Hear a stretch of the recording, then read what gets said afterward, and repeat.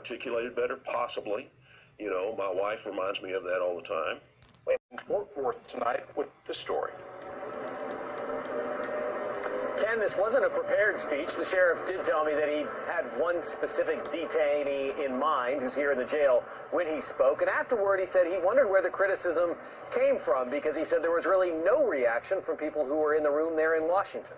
Sisters and immigration. Sheriff Bill Wayborn's first appearance in Washington with top federal immigration officials made headlines, although not in the way he expected. You know, right after all that was done, I read that report that basically I said all migrants were drunks, and I was thinking, where did they get that? It came after Wayborn spoke about repeat criminals, some accused of drunk driving, and concerned the judge's ruling may make it harder to hold them for immigration officials. So if we have to turn them loose or they get released, they're coming back to your neighborhood and my neighborhood.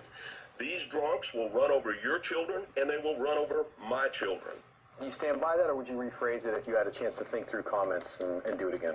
Well, I wanted to be direct, and so I'd probably stand by it. I don't regret what I say. Could it be polished or articulated better? Possibly. You know, my wife reminds me of that all the time. Wayborn said it was a man in jail right now with 13 DWIs who he was thinking of at the time.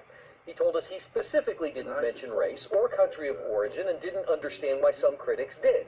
His focus, he said, was on repeat offenders and the ability to remove them from the area. We've got a border issue. We've got a lot of issues. The issue I'm dealing with is an illegal immigrant who committed a criminal violation on Texas soil against either Texas citizens or others, and we're holding them accountable.